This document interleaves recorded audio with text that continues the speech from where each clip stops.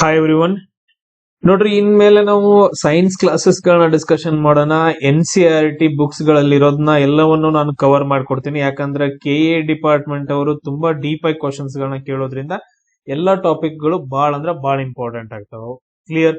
So ಎಲ್ರಿಗೂ share ಮಾಡ್ರಿ, ಅದೇ ತರ ಸಬ್ಸ್ಕ್ರೈಬ್ ಆಗ್ರಿ. ಡೈಲಿ ವಿಡಿಯೋಸ್ ಗಳು ಸೈನ್ಸ್ ಮೇಲೆ ಅಪ್ಲೋಡ್ ಆಗ್ತಾವ. ಕಂಪ್ಲೀಟ್ ಆಗೋವರೆಗೂ ನಾನು ಏನ್ ಮಾಡ್ತಿದ್ದೀನಿ ಅಂತಂದ್ರೆ 6 ಇಂದ 10th ವರೆಗೂ ಏನೇನ್ ಇಂಪಾರ್ಟೆಂಟ್, ತುಂಬಾ ರಿಪಿಟೇಷನ್ ಆಗತ್ತ, ತುಂಬಾ ಥಿಂಗ್ಸ್ ಗಳನ್ನ ನೀವು ಕಲಿತೀರಿ.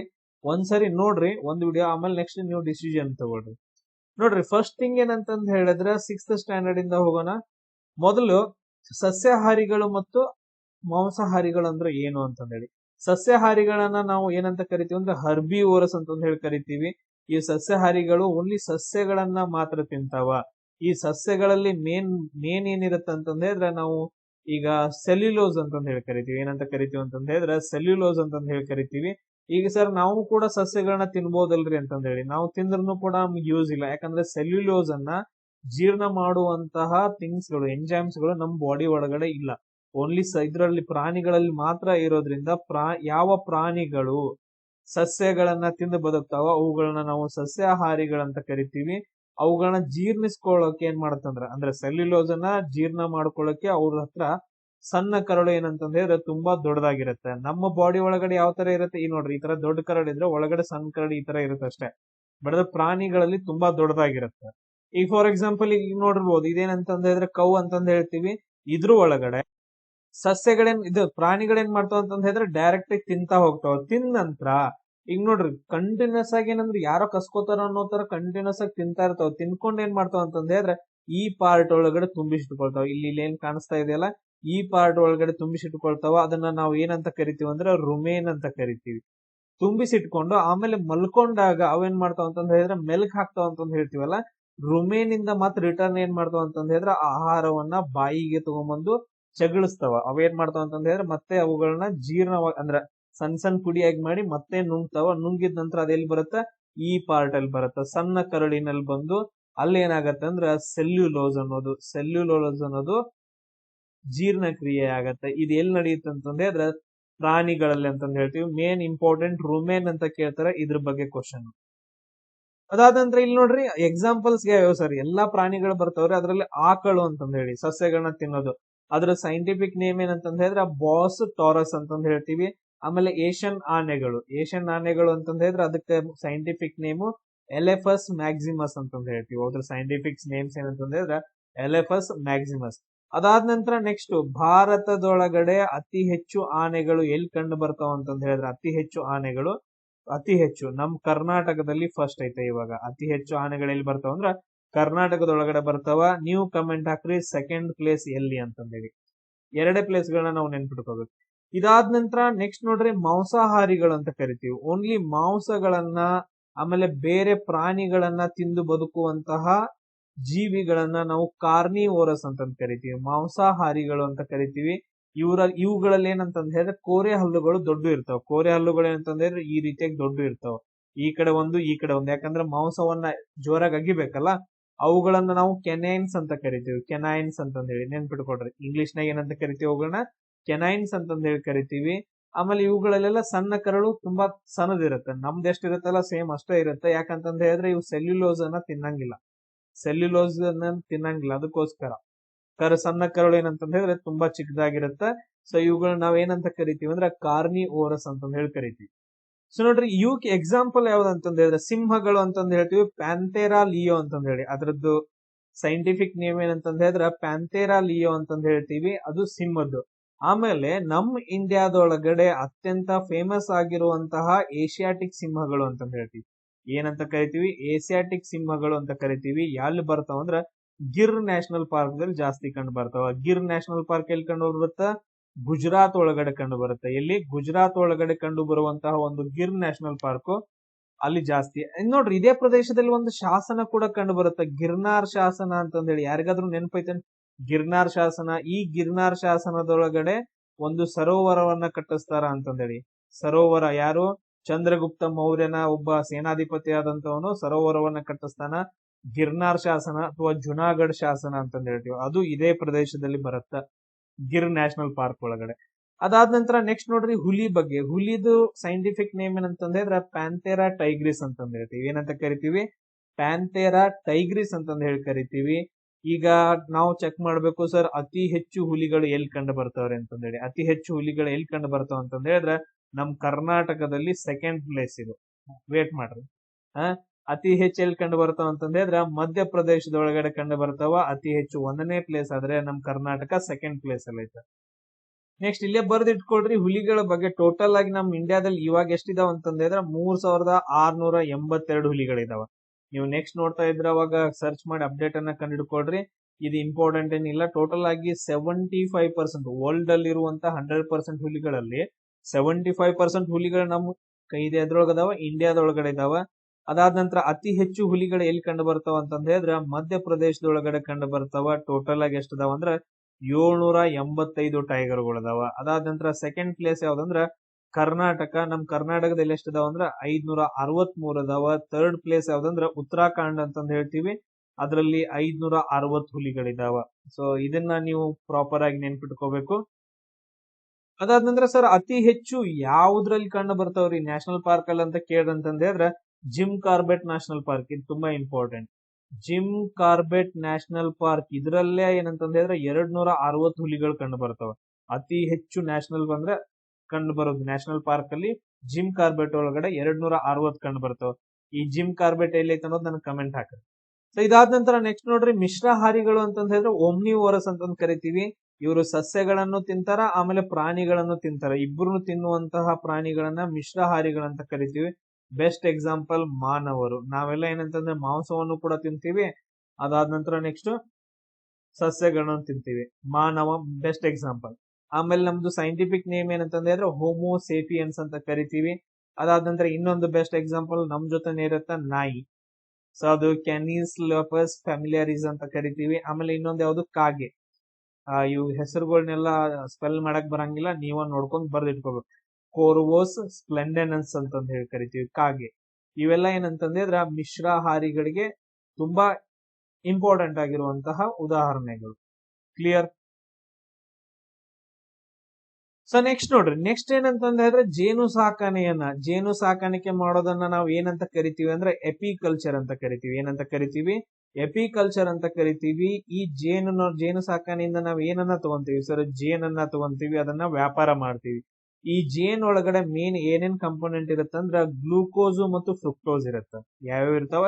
2 ಪ್ರಕಾರದ ಸಕ್ಕರೆಗಳಿರ್ತಾವ. ಒಂದು ಗ್ಲೂಕೋಸ್, ಇನ್ನೊಂದ್ ಯಾವ್ದಂದ್ರ ಫ್ರುಕ್ಟೋಸ್. ಈ ಫ್ರುಕ್ಟೋಸ್ ಅತಿ ಹೆಚ್ಚಾಗಿರತ್ತ. ಆಮೇಲೆ ನೀವು ಎಲ್ಲಾ ನೈಸರ್ಗಿಕ ಸಕ್ಕರೆಗಳನ್ನ ತಗೊಂಡ್ರಿ ಅಂತಂದ್ ಹೇಳಿದ್ರೆ, ಎಲ್ಲಾ ತರದ ಸಕ್ಕರೆಗಳನ್ನ ತಗೊಂಡ್ರಿ ಅಂತಂದ್ ಹೇಳಿದ್ರೆ ಅತ್ಯಂತ ಸಿಹಿಯಾದ ಸಕ್ಕರೆ ಯಾವ್ದಂತಂದ್ ಹೇಳಿದ್ರೆ ಫ್ರುಕ್ಟೋಸ್ ಅಂತಂದ್ ಹೇಳಿ ಕರಿತೀವಿ. ಈ ಪಾಯಿಂಟ್ ಅನ್ನ ನೀವು ಪ್ರಾಪರ್ ಆಗಿ ನೆನ್ಪಿಟ್ಕೊಳ್ರಿ. ಆಮೇಲೆ ಭಾರತೀಯ ಜೇನುನೊಣವನ್ನ ನಾವ್ ಏನಂತ ಕರಿತೀವಿ? ಎಪಿಸ್ ಸೆರೆನಾ ಇಂಡಿಕಾ ಅಂತಂದ್ ಹೇಳಿ. ಎಪಿಸ್ ಸೆರೆನಾ ಇಂಡಿಕಾ ಅಂತಂದ್ ಹೇಳಿ ಕರಿತೀವಿ. ಆಮೇಲೆ ನಮ್ ಇಂಡಿಯಾದಲ್ಲಿ ಬೆಳೆಯುವಂತಹ ನೆಲ್ಲಿಕಾಯಿಯನ್ನ ನಾವು ಪ್ಯಾಲೆಂಥಸ್ ಎಂಬ್ಲಿಕಾ ಅಂತ ಕರಿತೀವಿ. ನೋಡ್ರಿ, ನೆಲ್ಲಿಕಾಯಿ ಪ್ಯಾಲೆಂಥಸ್ ಎಂಬ್ಲಿಕಾ ಅಂತಂದ್ ಹೇಳಿ. ನೆಕ್ಸ್ಟ್ ರೇಷ್ಮೆ ಹುಳ ತುಂಬಾ ಇಂಪಾರ್ಟೆಂಟ್ ಆಗತ್ತ. ಇದನ್ನ ನಾವು ಬೊಂಬ್ಯಾಕ್ಸ್ ಮೋರಿ ಅಂತ ಕರಿತೀವಿ. ಸೊ ಅದರ ಸೈಂಟಿಫಿಕ್ ನೇಮ್ ಏನಂತಂದ್ ಹೇಳಿದ್ರೆ ಬೊಂಬ್ಯಾಕ್ಸ್ ಮೋರಿ ಅಂತಂದ್ ಹೇಳಿ. ನಾವು ರೇಷ್ಮೆ ಸಾಕಾಣೆಯನ್ನ ಏನಂತ ಕರಿತೀವಿ ಅಂದ್ರೆ ಸೆರಿಕಲ್ಚರ್ ಅಂತ ಕರಿತೀವಿ. ನೋಡ್ರಿ, ಎಪಿಕಲ್ಚರ್ ಅಂದ್ರ ಜೇನು ಸಾಕಾಣಿಕೆ. ಅದಾದ ನಂತರ ಸೆರಿಕಲ್ಚರ್ ಅಂತಂದ್ ಹೇಳಿದ್ರೆ ರೇಷ್ಮೆ ಸಾಕಾಣಿಕೆ ಅಂತಂದ್ ಹೇಳ್ತೀವಿ. ಅದೇ ರೀತಿಯಾಗಿ ಇನ್ನೊಂದೆರಡು ಬರ್ತಾವ ನೋಡ್ರಿ. ನೆಲಗಡ್ಲೆ ಬಗ್ಗೆ ಕೊಟ್ಟಿದ್ದಾರೆ. ಶೇಂಗಾ ಅಂತಂದ್ ಹೇಳ್ತೀವಲ್ಲ, ನೆಲಗಡ್ಲೆ. ಸೊ ಅದ್ರದ್ದು ಆರ್ಚಿಯಸ್ ಹೈಬೋಜಿಯಾ ಅಂತಂದ್ ಹೇಳಿ. ಇವುಗಳನ್ನ ಅಷ್ಟೊಂದೇ ನೆನ್ಪಿಟ್ಕೊಳಕ್ ಹೋಗ್ಬೇಡ್ರಿ, ಇವ್ನ ಏನ್ ಕೇಳಂಗಿಲ್ಲ. ಬಟ್ ಮೇಲ್ಗಡೆ ಪಾಯಿಂಟ್ಸ್ ಗಳನ್ನ ನಿಮಗ್ ಕೇಳ್ಬಹುದು. ನೆಕ್ಸ್ಟ್ ಬರ್ತಾವ ಏನಂತಂದ್ ಹೇಳಿದ್ರೆ ಪೋಷಕಾಂಶಗಳ ಬಗ್ಗೆ ನಾವು ಒಂದ್ ಸ್ವಲ್ಪ ಕರೆಕ್ಟ್ ಆಗಿ ನೋಡ್ಕೋಬೇಕು. ನೋಡ್ರಿ, ಕಾರ್ಬೋಹೈಡ್ರೇಟ್ಸ್ ಗಳು ಅಂತಂದ್ ಹೇಳಿ. ಕಾರ್ಬೋಹೈಡ್ರೇಟ್ಸ್ ಗಳಂದ್ರೆ ಏನು? ಸೊ ದೇಹಕ್ಕೆ ತಕ್ಷಣವೇ ಶಕ್ತಿಯನ್ನ ನೀಡುವಂತಹ ಆಹಾರದ ಮೂಲಗಳನ್ನ ನಾವೇನಂತ ಕರಿತೀವಿ ಅಂದ್ರೆ ಕಾರ್ಬೋಹೈಡ್ರೇಟ್ಸ್ ಗಳಂತ ಕರಿತೀವಿ. ಇವು ಯಾವ್ದ್ರಿಂದ ಮಾಡಲ್ಪಟ್ಟಿರ್ತಾವ ಅಂತಂದ್ರೆ ಅದ್ರ ಕಾರ್ಬನ್, ಹೈಡ್ರೋಜನ್ ಮತ್ತು ಆಕ್ಸಿಜನ್ ಗಳಿಂದ ಮಾಡಲ್ಪಟ್ಟಿರ್ತಾವ. ಕಾರ್ಬೋಹೈಡ್ರೇಟ್ಸ್ ಗಳು ಯಾವ್ದ್ರಿಂದ ಮಾಡಲ್ಪಟ್ಟಿರ್ತಾವ? ಕಾರ್ಬನ್, ಹೈಡ್ರೋಜನ್ ಮತ್ತು ಆಕ್ಸಿಜನ್ಸ್ ಗಳಿಂದ. ಸೊ ಅದ್ರಲ್ಲಿ ಬೆಸ್ಟ್ ಎಕ್ಸಾಂಪಲ್ ಯಾವ್ದಂದ್ರೆ ಗ್ಲೂಕೋಸ್ ಅಂತಂದ್ ಹೇಳ್ತೀವಿ. ಬೆಸ್ಟ್ ಎಕ್ಸಾಂಪಲ್ ಯಾವ್ದ? ಗ್ಲೂಕೋಸ್ ಅಂತ ಕರಿತೀವಿ. ಇದನ್ನ C6H12O6 ಅಂತ ಕರಿತೀವಿ. ಏನಂತ ಕರಿತೀವಿ? C6H12O6. ಇವಾಗ ನಾವೆಲ್ಲಾದ್ರೂ 1 ಗ್ರಾಮ್ ಆಫ್ ಗ್ಲೂಕೋಸ್ ಅನ್ನ ತಿಂದಿವಿ ಅಂತಂದ್ ಹೇಳಿದ್ರೆ ನಮ್ಗೆ ಎಷ್ಟು ಶಕ್ತಿ ಸಿಗುತ್ತಾ? 4 ಕಿಲೋ ಕ್ಯಾಲೋರಿ ಸಿಗುತ್ತ. 4 ಕಿಲೋ ಕ್ಯಾಲೋರಿ. ಈಗ ನನಗೆ ಹೇಳ್ರಿ, ಈಗ ಶಕ್ತಿಯ ಮೂಲ ಯಾವುದು, ಶಕ್ತಿಯ ಮಾನ ಯಾವುದು, SI ಯೂನಿಟ್ ಅಂತ ಕೇಳಿದ್ರೆ ಕ್ಯಾಲೋರಿ ಅಂತಂದ್ ಹೇಳ್ಬೇಕು. ಇಲ್ಲೇ ಬಂತು ನೋಡ್ರಿ ಅದು. ಸೊ ಬೆಸ್ಟ್ ಎಕ್ಸಾಂಪಲ್ ಯಾವ ಕಾರ್ಬೋಹೈಡ್ರೇಟ್ಸ್ ಗಳಿಗೆ? ಸರ್ ಅಕ್ಕಿ ರೀ, ಗೋಧಿ ರೀ, ಅದಾದ ನಂತರ ರಾಗಿ, ಆಲೂಗಡ್ಡೆ ಅಂತಂದ್ ಹೇಳ್ತೀವಿ. ನೋಡ್ರಿ, ಅಕ್ಕಿ ಅಂತ ಬಂದ್ರೆ ನೆನ್ಪಿಟ್ಕೊಳ್ರಿ, ಅಕ್ಕಿ ಮತ್ತು ಗೋಧಿ ಅಂತ ಬಂದ್ರೆ ನೀವು ನೆನ್ಪಿಟ್ಕೋಬೇಕಾಗಿರೋದು, ನಮ್ಮ ಭಾರತ ದೇಶದೊಳಗಡೆ ಬಡತನ ಬಿದ್ದಾಗ ಒಂದು ಕ್ರಾಂತಿ ಉಂಟಾಗತ್ತ. ನಾವು ಅದನ್ನ ಹಸಿರು ಕ್ರಾಂತಿ ಅಂತ ಕರಿತೀವಿ. ಇದಕ್ಕ ಇಂಪಾರ್ಟೆಂಟ್ ಪರ್ಸನ್ ರೀಸನ್ ಯಾರಂತಂದ್ ಹೇಳಿದ್ರೆ MS ಸ್ವಾಮಿನಾಥನ್ ಅಂತ ಕರಿತೀವಿ. MS ಸ್ವಾಮಿನಾಥನ್ ಇವ್ರಿಗೆ 2024ರಲ್ಲಿ ಭಾರತ ರತ್ನ ಪ್ರಶಸ್ತಿ ಸಿಗುತ್ತೆ. ಅದ್ರ ಜೊತೆಗೆ ಇದು ಯಾಕೆ ಇಂಪಾರ್ಟೆಂಟ್ ಅಂದ್ರ, ಅವರು ನಮ್ಮ ಭಾರತದೊಳಗಡೆ ಹಸಿರು ಕ್ರಾಂತಿಯನ್ನ ಮಾಡಿ ಅತಿ ಹೆಚ್ಚು ಇಳುವರಿ ಬರುವಂತಹ ಬೀಜಗಳನ್ನ ಉತ್ಪಾದನೆ ಮಾಡ್ತಾರ, ಅಕ್ಕಿ ಒಳಗಡೆ ಮತ್ತು ಗೋಧಿ ಒಳಗಡೆ. ಅದು ಎಲ್ಲೆಲ್ಲಿ ಬೆಳಿತಾರ? ಪಂಜಾಬ್ ಒಳಗಡೆ, ಉತ್ತರ ಪ್ರದೇಶ, ಅದಾದ ನಂತರ ಬಿಹಾರು, ಆಮೇಲೆ ವೆಸ್ಟ್ ಬೆಂಗಾಲ್ ಒಳಗಡೆ. ಇಷ್ಟು ರಾಜ್ಯಗಳು, ಇವನ್ ಹರಿಯಾಣ ಬರುತ್ತೆ, ಇಷ್ಟು ರಾಜ್ಯಗಳಲ್ಲಿ ಬೆಳೆದು ಅತಿ ಹೆಚ್ಚು ಅಕ್ಕಿ ಗೋಧಿಯನ್ನ ಬೆಳಿತಾರ. ಕ್ಲಿಯರ್? ಅದಾದ ನಂತರ ಸರ್, ಇವಾಗ ನಾವು ಅಕ್ಕಿಯನ್ನ ಬೆಳಿಬೇಕಂತಂದ್ ಹೇಳಿದ್ರೆ ಭತ್ತ ಬೆಳಿಬೇಕಾಗತ್ರ, ಭತ್ತದಿಂದ ಅಕ್ಕಿ ಬರುತ್ತೆ. ಈಗ ಭತ್ತದ ಹೊಲದಿಂದ ಯಾವ ಗ್ಯಾಸ್ ಬಿಡುಗಡೆ ಆಗತ್ತಂತಂದ್ ಹೇಳಿದ್ರೆ CH4 ಅನ್ನೋ ಒಂದು ಗ್ಯಾಸ್ ಬಿಡುಗಡೆ ಆಗತ್ತ. ಅದನ್ನ ನಾವ್ ಏನಂತ ಕರಿತೀವಿ? ಮೀಥೇನ್ ಗ್ಯಾಸ್ ಅಂತ ಕರಿತೀವಿ. ಯಾವ ಗ್ಯಾಸ್ ಅಂತ ಕರಿತೀವಿ? ಮೀಥೇನ್ ಅನ್ನೋ ಒಂದು ಗ್ಯಾಸ್ ಅಂತ ಕರಿತೀವಿ. ಅದಾದ ನಂತರ ನೆಕ್ಸ್ಟ್ ನೋಡ್ರಿ ಬರೋದು ಯಾವ್ದಂದ್ರೆ ಫ್ಯಾಟ್ಸ್ ಅಂತ ಕರಿತೀವಿ, ಕೊಬ್ಬು ಅಂತ ಕರಿತೀವಿ. ಸೊ ಇವ್ ನೋಡ್ರಿ, ಕಾರ್ಬೋಹೈಡ್ರೇಟ್ ಗಿಂತ 2 ಪಟ್ಟು ಹೆಚ್ಚು ಶಕ್ತಿಯನ್ನ ಕೊಡುವಂತಹ ಆಹಾರದ ಪದಾರ್ಥಗಳನ್ನ, ಎಣ್ಣೆಯುಕ್ತ ಆಹಾರದ ಪದಾರ್ಥಗಳನ್ನ ನಾವು ಕೊಬ್ಬು, ಫ್ಯಾಟ್ಸ್ ಅಥವಾ ಲಿಪಿಡ್ಸ್ ಅಂತ ಕರಿತೀವಿ. ಸೊ 1 ಗ್ರಾಮ್ ಎಲ್ಲಾದ್ರೂ ತಿಂದ್ವಿ ಅಂತಂದ್ ಹೇಳಿದ್ರೆ 9 ಕ್ಯಾಲೋರಿ ಅಷ್ಟು ನಮಗ ಎನರ್ಜಿ ಸಿಗುತ್ತೆ. ಎಷ್ಟು? 9 ಕ್ಯಾಲೋರಿ ಅಷ್ಟು. ಅದ ನಮ್ ಬಾಡಿ ಒಳಗಡೆ ಎಲ್ಲಾದ್ರೂ ಅತಿ ಹೆಚ್ಚು ಕೊಬ್ಬು ಎಲ್ಲಾದ್ರೂ ಉಂಟಾಯ್ತು ಅಂದ್ರ, ನಮ್ ಬಾಡಿ ಒಳಗಡೆ ಅತಿ ಹೆಚ್ಚು ಕೊಬ್ಬು ಎಲ್ಲಾದ್ರೂ ಸ್ಟೋರ್ ಆಯ್ತು ಅಂತಂದ್ ಹೇಳಿದ್ರೆ ಅದನ್ನ ನಾವು ಸ್ಥೂಲಕಾಯತೆ ಅಥವಾ ಒಬೆಸಿಟಿ ಅಂತ ಕರಿತೀವಿ. ನೋಡ್ರಿ, ದಪ್ಪ ಆಗಿ ನಂಗೆ ಒಬೆಸಿಟಿ ಜಾಸ್ತಿ ಆಗಿತ್ತು ಅಂತ ಹೇಳ್ತಾರಲ್ಲ, ಅದೊಂದು ರೋಗನೇ, ಒಬೆಸಿಟಿ ರೋಗ ಅಂತಂದ್ ಹೇಳ್ತೀವಿ. ಅದೇ ತರ ಇನ್ನೊಂದು ಬರುತ್ತಾ, ಏನಂತಂದ್ ಹೇಳಿದ್ರೆ ರಕ್ತನಾಳಗಳ ಒಳಗಡೆ ಎಲ್ಲಾದ್ರೂ ಕೊಬ್ಬು, ತುಂಬಾ ಇಂಪಾರ್ಟೆಂಟ್, ರಕ್ತನಾಳದ ಒಳಗಡೆ ಎಲ್ಲಾದ್ರೂ ಕೊಬ್ಬು ಎಲ್ಲಾದ್ರೂ ಸ್ಟೋರ್ ಆಯ್ತು ಅಂತಂದ್ ಹೇಳಿದ್ರೆ ಅದನ್ನ ನಾವು ಏನಂತ ಕರಿತೀವಿ? ಇಲ್ಲಿ ನೋಡ್ರಿ, ಅಥೆರೋಸ್ಕ್ಲೆರೋಸಿಸ್ ಅಂತ ಕರಿತೀವಿ. ಏನಂತ ಕರಿತೀವಿ ಅಂದ್ರೆ ಅಥೆರೋಸ್ಕ್ಲೆರೋಸಿಸ್ ಅಂತಂದ್ರೆ, ಇವನ್ ಕನ್ನಡದಾಗ ಹಂಗ ಕರಿತೀವಿ, ನೆನ್ಪಿಟ್ಕೊಡ್ರಿ, ಅಥೆರೋಸ್ಕ್ಲೆರೋಸಿಸ್ ಅಂತಂದೇಳಿ. ಸರ್, ಈಗ ನಾವು ಊಟ ಮಾಡ್ತೇವ್ರಿ, ಊಟ ಮಾಡಿದಂದ್ರ ಬಾಯಿಯಿಂದ ನಮ್ಮಲ್ಲಿ ಏನ್ ಹೋಗುತ್ತೆ ಅಂತಂದ್ ಹೇಳಿದ್ರೆ ಸರ್ ಅದು ಜಠರಕ್ ಹೋಗತ್ರಿ. ಜಠರಕ್ ಹೋದ ನಂತರ ನೆಕ್ಸ್ಟ್ ಏನಂದ್ರೆ ಡೈಜೆಷನ್ ಎಲ್ಲ ಸ್ಟಾರ್ಟ್ ಆಗತ್ತಲ್ಲ, ಸಣ್ಣ ಕರಳು, ದೊಡ್ಡ ಕರಳು, ಜಠರ ಒಳಗಡೆ. ಅಲ್ಲಿ ಹೆಂಗ್ರಿ ಸರ್ ಕೊಬ್ಬುಗಳೆಲ್ಲ, ನಾವು ತಿಂದಂತ ಕೊಬ್ಬುಗಳು ಹೆಂಗ್ ಎನರ್ಜಿ ಬರತ್ರಿ? ಏನ್ ನೋಡ್ರಿ, ನಾವು ತಿಂದಂತ ಕೊಬ್ಬು ಏನಂತಂದ್ ಹೇಳಿದ್ರೆ ದೊಡ್ಡ ದೊಡ್ಡ ಕಣಗಳ ರೂಪದಲ್ಲಿ ಇರುತ್ತೆ. ಈ ರೀತಿ ಏನಂತಂದ್ ಹೇಳಿದ್ರೆ ದೊಡ್ಡ ದೊಡ್ಡ ಕಣಗಳ ರೂಪದಲ್ಲಿ ಇರುತ್ತ. ಅವಾಗ ಏನ್ ಮಾಡತ್ತಂದ್ರೆ ಇಲ್ಲಿ ಮೇಲ್ಗಡೆ ಒಂದು ಅಂಗಾಂಶ ಇರುತ್ತಲ್ಲ, ಅದನ್ನ ನಾವು ಲಿವರ್ ಅಂತ ಕರಿತೀವಲ್ಲ.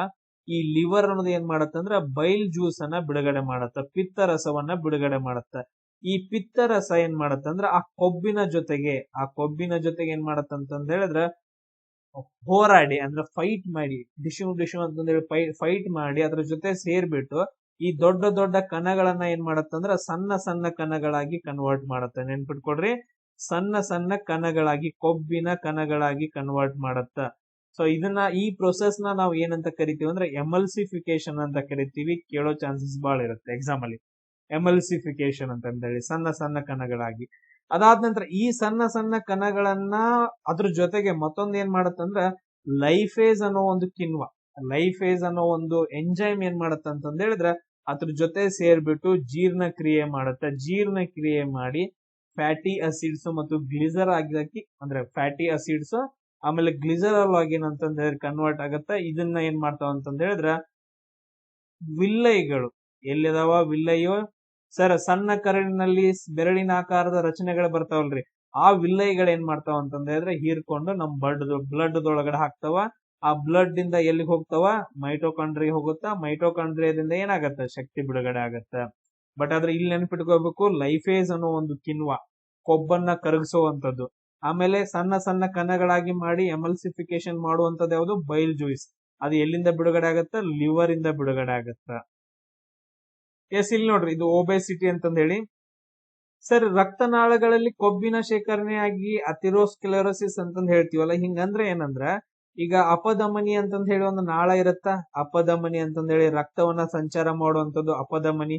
ಆ ಅಪಧಮನಿ ಒಳಗಡೆ ಏನಾಗತ್ತಂದ್ರ ರಕ್ತ ಕೊಬ್ಬು ಶೇಖರಣೆ ಆಗಿ ಗಟ್ಟಿ ಆಗಿಬಿಡುತ್ತೆ. ಅದ್ರೊಳಗಡೆ ಕೊಬ್ಬು ಶೇಖರಣೆ ಗಟ್ಟಿ ಆಗತ್ತೆ. ಅವಾಗ ರಕ್ತ ಕರೆಕ್ಟ್ ಆಗಿ ಸರಬರಾಜು ಆಗಂಗಿಲ್ಲ. ಅದನ್ನ ನಾವು ಅಥಿರೋಸ್ಕ್ಲೆರೋಸಿಸ್ ಅಂತ ಹೇಳಿ ಕರಿತೀವಿ. ನೆಕ್ಸ್ಟ್ ಪಾಯಿಂಟ್ ಏನಂತಂದ್ ಹೇಳಿದ್ರೆ ಪ್ರೋಟೀನ್ ಗಳಂತಂದ್ ಹೇಳಿ ಬರ್ತಾವ. ನೆಕ್ಸ್ಟ್ ಏನಂತಂದ್ ಹೇಳಿದ್ರೆ ಪ್ರೋಟೀನ್ ಗಳಂತಂದ್ ಹೇಳಿ ಬರ್ತಾವ. ಇವು ಬಾಳ ಇಂಪಾರ್ಟೆಂಟ್. ಸೊ ಪ್ರೋಟೀನ್ಸ್ ಗಳು ನಮ್ ಬಾಡಿ ಒಳಗಡೆ ಸೊ ಎದಕ್ ಇಂಪಾರ್ಟೆಂಟ್ ಆಗ್ತಾವ ಸರ್? ಇವ ಬೆಳವಣಿಗೆಗೆ ತುಂಬಾ ಇಂಪಾರ್ಟೆಂಟ್ ಆಗ್ತಾವ. ನೋಡ್ರಿ, ತುಂಬಾ ಇಂಪಾರ್ಟೆಂಟ್ ಪ್ರೋಟೀನ್ಸ್ ಗಳು ಎದಕ್ ಅಂತಂದ್ ಹೇಳಿದ್ರೆ ದೇಹದ ಬೆಳವಣಿಗೆಗೆ. ಯಾವ್ದಕ್ಕ? ದೇಹದ ಬೆಳವಣಿಗೆಗೆ, ಅದ್ರ ಜೊತೆಗೆ ಅಂಗಾಂಶಗಳ ದುರಸ್ತಿಗೆ. ಯಾವ್ದಾದ್ರು ಅಂಗಾಂಶಗಳು ದುರಸ್ತಿ ಎಲ್ಲಾದ್ರೂ ಏನಾದ್ರೂ ಪ್ರಾಬ್ಲಮ್ ಆಗಿತ್ತು, ಮುರಿದೋಗಿದ್ರೆ ಅವುಗಳು ದುರಸ್ತಿ ಆಗ್ಬೇಕಂತಂದ್ ಹೇಳಿದ್ರೆ ಕಂಪಲ್ಸರಿ ಪ್ರೋಟೀನ್ ಬೇಕಾಗುತ್ತೆ. ಅದ್ರ ಜಿಮ್ ಒಳಗಡೆ ಹೋಗಿ ನೀವು ಬಾಡಿ ಮೇಂಟೈನ್ ಮಾಡ್ಬೇಕು, ಬಾಡಿ ಬಿಲ್ಡಿಂಗ್ ಮಾಡ್ಬೇಕು, ದೇಹದ ಬೆಳವಣಿಗೆಯನ್ನ ಮಾಡ್ಬೇಕಂದ್ರೆ ಪ್ರೋಟೀನ್ ತಗೊಳ್ರಪ್ಪ ಅಂತಂದ್ ಹೇಳ್ತಾರಲ್ಲ. ಸೊ ಅದಕ್ಕೋಸ್ಕರ ಪ್ರೋಟೀನ್ ಅನ್ನೋದು ತುಂಬಾ ಇಂಪಾರ್ಟೆಂಟ್. ಈ ಪ್ರೋಟೀನ್ ಗಳು ಯಾವ್ದ್ರಿಂದ ಮಾಡಲ್ಪಟ್ಟಿರ್ತಾವ? ಅಮಿನೋ ಆಸಿಡ್ಸ್ ಗಳಿಂದ. ನೋಡ್ರಿ, ಇದನ್ನೆಲ್ಲ ಕೇಳಿದಾರೆ, ರೀಸೆಂಟ್ ಎಕ್ಸಾಮ್ಸ್ ಗಳೆಲ್ಲ ಕೇಳಿದಾರೆ. ಅಮಿನೋ ಆಸಿಡ್ಸ್ ಗಳಿಂದ ಪ್ರೋಟೀನ್ ಗಳು ಯಾವ್ದ್ರಿಂದ ಮಾಡಲ್ಪಟ್ಟಿದಾವ ಅಂದ್ರ ಅಮಿನೋ ಆಸಿಡ್ಸ್ ಗಳಿಂದ ಮಾಡಲ್ಪಟ್ಟಿದಾವ. ಇದರಲ್ಲಿ ಅತ್ಯಂತ ಇಂಪಾರ್ಟೆಂಟ್ ಆಗಿರೋ ಎಲಿಮೆಂಟ್ ಯಾವ್ದಂದ್ರೆ ನೈಟ್ರೋಜನ್ ಕಂಡು ಬರುತ್ತೆ. ಅಮಿನೋ ಆಸಿಡ್ಸ್ ಗಳಲ್ಲಿ ತುಂಬಾ ಇಂಪಾರ್ಟೆಂಟ್ ಒಂದು ಎಲಿಮೆಂಟ್ ಯಾವ್ದಂದ್ರೆ ನೈಟ್ರೋಜನ್ ಅಂತಂದ್ ಹೇಳ್ತೀವಿ. ಇವು ಬೆಳವಣಿಗೆಗೆ, ನೋಡ್ರಿ ಇಲ್ಲಿ ಕೊಟ್ಟಿದ್ವಿ, ಬೆಳವಣಿಗೆಗೆ ಮತ್ತು ಅಂಗಾಂಶಗಳ ದುರಸ್ತಿಗೆ ಇಂಪಾರ್ಟೆಂಟ್. ಅದಾದ ನಂತರ ಸರ್, ಇವಾಗ ಕ್ವಾಶಿಯೋರ್ಕರ್ ಕೊರತೆ ಆಯ್ತು ಅಂದ್ರೆ, ಪ್ರೋಟೀನ್ ಎಲ್ಲಾದ್ರೂ ಕೊರತೆ ಆಯ್ತು ಅಂತಂದ್ರೆ ಒಂದು ರೋಗ ಬರುತ್ತೆ ಪ್ರೋಟೀನ್ ಕೊರತೆಯಿಂದ. ಕ್ವಾಶಿಯೋರ್ಕರ್ ಅಂತಂದ್ ಹೇಳ್ತೀವಿ, ಕ್ವಾಶಿಯೋರ್ಕರ್. ಸೊ ನೋಡ್ರಿ, ಇನ್ನೊಂದು ರೋಗ ಯಾವ್ದು ಬರುತ್ತೆ ಅಂದ್ರೆ ಮರಾಸ್ಮಸ್ ಅನ್ನೋ ಒಂದು ರೋಗ ಬರುತ್ತೆ. ಪ್ರೋಟೀನ್ ಮತ್ತು ಕ್ಯಾಲೋರಿಕ್ ಕೊರತೆಯಿಂದ, ಶಕ್ತಿಯ ಕೊರತೆಯಿಂದ. ಸೊ ಪ್ರೋಟೀನ್ ಕೊರತೆಯಿಂದ ಎರಡು ಬರ್ತಾವ, ಒಂದು ಮರಾಸ್ಮಸ್ ಅಂತಂದ್ ಹೇಳಿ, ಇನ್ನೊಂದು ಕ್ವಾಶಿಯೋರ್ಕರ್ ಅಂತಂದ್ ಹೇಳಿ. ನೋಡ್ರಿ, ಪ್ರೋಟೀನ್ ಸಿಗ್ಬೇಕಂದ್ರ ನೀವು ಮೊಟ್ಟೆಯನ್ನ ತಿನ್ಬೇಕಾಗತ್ತ ಕುದಿಸಿ, ಆಮೇಲೆ ಹಾಲನ್ನ ಕುಡಿಬೇಕಾಗತ್ತ, ಸೋಯಾಬೀನ್ ಅಂತಂದ್ ಹೇಳಿ, ಆಮೇಲೆ ಬೇಳೆ ಕಾಳುಗಳನ್ನ ತಿನ್ಬೇಕಾಗತ್ತ. ಇದರಿಂದ ನಿಮ್ಗೆ ಏನ್ ಸಿಗತ್ತ? ಪ್ರೋಟೀನ್ ಗಳು ಸಿಗ್ತಾವ. ಇಲ್ಲಿ ನೀವು ಇಮೇಜ್ ಒಳಗಡೆ ನೋಡ್ಬೋದು. ನೋಡ್ರಿ, ಇದು ಕ್ವಾಶಿಯೋರ್ಕರ್ ಅನ್ನೋ ಒಂದು ರೋಗ ಬಂತು ಅಂತಂದ್ ಹೇಳಿದ್ರೆ ಈ ತರ ಆಗತ್ತೆ. ಫ್ಯಾಟಿ ಲಿವರ್, ಅದಾದ ನಂತರ ನೆಕ್ಸ್ಟ್ ಹೊಟ್ಟೆ ತುಂಬಾ ಉಬ್ಬಿರೋದು, ಆಮೇಲೆ ನೆಕ್ಸ್ಟ್ ಬಾಡಿ ಮೇಲೆಲ್ಲ ಸಣ್ಣ ಎಲ್ಲ ಗುಳ್ಳೆಗಳು, ಈ ತರ ರೋಗ ಬರುತ್ತೆ. ಮರಾಸ್ಮಸ್ ಅಂತಂದ್ ಹೇಳಿದ್ರೆ ಅಶಕ್ತ, ಏನು ಇಲ್ದಾರಂಗ್ ಬಾಡಿ ಒಳಗಡೆ ಏನು ಇರಂಗಿಲ್ಲ, ಈ ತರ ಆಗ್ಬಿಡ್ತೈತೆ ಮನುಷ್ಯ. ಸೊ ಇವೆರಡು ರೋಗಗಳು ಯಾವ್ದ್ರಿಂದ ಬರ್ತಾವ ಅಂದ್ರೆ ಪ್ರೋಟೀನ್ಸ್ ಕೊರತೆಯಿಂದ ಬರ್ತಾವ. ನಾವು ಎಲ್ಲಾ ತರ ಬೇಳೆಗಳನ್ನ ತಿನ್ಬೇಕು. ತೊಗರಿ ಬೇಳೆ, ಅದಾದ ನಂತರ ನೆಕ್ಸ್ಟ್ ಹೆಸರು ಬೇಳೆ, ಆಮೇಲೆ ಸೋಯಾಬೀನ್ ಅಲ್ಲಿ ಅತಿ ಹೆಚ್ಚು ಪ್ರೋಟೀನ್ ಕಂಡು ಬರ್ತೈತೆ ಸೋಯಾಬೀನ್ ಒಳಗಡೆ. ಅದಾದ ನಂತರ ನೆಕ್ಸ್ಟ್ ನೋಡ್ರಿ, ನಾರು ಪದಾರ್ಥ ಅಂತಂದ್ ಹೇಳ್ತೀವಿ. ಇದ್ರಲ್ಲಿ ಏನ್ ಕಂಡು ಬರುತ್ತೆ? ಸೆಲ್ಯುಲೋಸ್ ಕಂಡು ಬರುತ್ತೆ. ಇದರಿಂದ ನಮಗ್ ಶಕ್ತಿ ಬರಂಗಿಲ್ಲ, ಬಟ್ ಆದ್ರ ಲೂಸ್ ಮೋಷನ್ ಪ್ರಾಪರ್ ಆಗತ್ತೆ. ಅಂದ್ರೆ ಸಂಡಾಸ್ ಪ್ರಾಬ್ಲಮ್ ಏನೂ ಆಗಂಗಿಲ್ಲ, ಟಾಯ್ಲೆಟ್ ಪ್ರಾಬ್ಲಮ್ ಏನೂ ಆಗಂಗಿಲ್ಲ. ಸೊ ಅಂದ್ರೆ ಪೆರಿಸ್ಟಾಲಿಸಿಸ್ ಏನಂತಂದ್ ಹೇಳಿದ್ರೆ ಅಂದ್ರೆ ಮಲಬದ್ಧತೆ ತಡೆ, ಅಂದ್ರ ಪ್ರಾಪರ್ ಆಗಿ ಸರಾಗವಾಗುತ್ತೆ ಅಂತಂದ ಹೇಳಿ ಒಂಥರ. ಎಸ್, ಎಲ್ರು ಅನುಭವಿಸಿರ್ತಿರೋದನ್ನ. ಎಸ್, ತಿನಿಕ್ಯಾಡಂಗಿಲ್ಲ ನಾರು ಪದಾರ್ಥಗಳನ್ನ. ಎಲ್ರೇ ಪ್ರಾಪರ್ ಆಗಿ ಬರ್ಲಿಲ್ಲ ಅಂತಂದ್ ಹೇಳಿದ್ರೆ ತಿನಿಕ್ಯಾಡೋದು ಬಹಳ ನೀಡಿರಂಗಿಲ್ಲ. ನಾರು ಪದಾರ್ಥಗಳನ್ನ ತಿಂದ್ರೆ ಅಂತಂದ್ ಹೇಳಿದ್ರೆ ಅದು ಆಟೋಮೆಟಿಕ್ ಆಗಿ ಹೋಗುತ್ತೆ ಮಾರ್ನಿಂಗ್. ನೆಕ್ಸ್ಟ್ ನೋಡ್ರಿ, ಇಂಪಾರ್ಟೆಂಟ್ ಒಂದು ವಸ್ತು ಯಾವ್ದಂದ್ರೆ ಖನಿಜ ಯಾವ್ದಂದ್ರೆ ನೀರ್ ಅಂತಂದ್ ಹೇಳ್ತೀವಿ. ಹೈಡ್ರೋಜನ್ ಮತ್ತು ಆಕ್ಸಿಜನ್ಸ್ ಗಳಿಂದ ಮಾಡಲ್ಪಟ್ಟಂತಹ ಒಂದು ವಸ್ತು ನೀರ್ ಅಂತಂದ್ ಹೇಳ್ತೀವಿ. ಕ್ಲಿಯರ್? ಸೊ ನಮ್ಮ ಬಾಡಿ ಒಳಗಡೆ 60 to 70% ಅಷ್ಟು ಏನಿರುತ್ತೆ ಅಂತಂದ್ ಹೇಳಿದ್ರೆ ನೀರು ಬಾಳ ಇರುತ್ತೆ. ಅದಾದ ನಂತರ ನೆಕ್ಸ್ಟ್, ನೀವು ನೀರೆಲ್ಲಾದ್ರೂ ಕಮ್ಮಿ ಆಯ್ತು ಅಂತಂದ್ ಹೇಳಿದ್ರೆ ನಿಮಗೆ ಏನ್ ಫೀಲ್ ಆಗುತ್ತೆ ಸರ್? ಡಿಹೈಡ್ರೇಷನ್ ಆಗುತ್ತೆ. ಡಿಹೈಡ್ರೇಷನ್ ಆಗಿ ತಿರುಗಿ ಬಂದ್ ಬಿದ್ದೆ ಬಿಡ್ತಾವ. ನೀವು ನೋಡಿರ್ಬೋದು, ಸ್ಕೂಲ್ ಪ್ರೇಯರ್ ಒಳಗಡೆ ಮುಂಜಾನೆ ಸಾಲಚ್ ನಿಂತಾಗ ಅವು ಎಷ್ಟು ಜನ ಒಂದ್ ಎಲ್ರು ಒಂದ್ ಹುಡುಗಿ ಬಿತ್ತು ಅಂತಂದ್ ಹೇಳಿದ್ರೆ ಸಾಲಚ್ ಟನ್ ಟನ್ ಟನ್ ಅಂತಂದ್ ಬೀಳ್ತಿರ್ತಾವ. ನಾವು ಹುಡುಗರಲ್ಲಿ ನಿಂತ್ಕೊಂಡು ನಾವು ಮಾಡಿದೀವಿ, ನೋಡ್ ನಡ್ತಿದ್ವಿ. ಇದು ಒಂದ್ ಬಿತ್ತಿಗ್ ನೋಡ, ನೆಕ್ಸ್ಟ್ ಇನ್ನೊಂದ್ ಬೀಳ್ದೈತಿ ನೋಡ್ ಸಣ್ಣ, ಅದು ಬೀಳ್ದೈತಿ ನೋಡ್ ಅಂತಂದ್ ಹೇಳಿ ಅಳಗ್ಯಾಡಾಗದೈತಿ, ಅದು ಬೀಳ್ದೈತಿ ಅಂತಂದ್ರೆ ಈ ತರ ಹಿಂಗೆಲ್ಲ ಫನ್ ಎಲ್ಲಾ ಮಾಡ್ಯಾವ ನಾವು. ಡಿಹೈಡ್ರೇಷನ್, ವಾಟರ್ನ ಚೆನ್ನಾಗಿ ಕುಡಿಬೇಕು.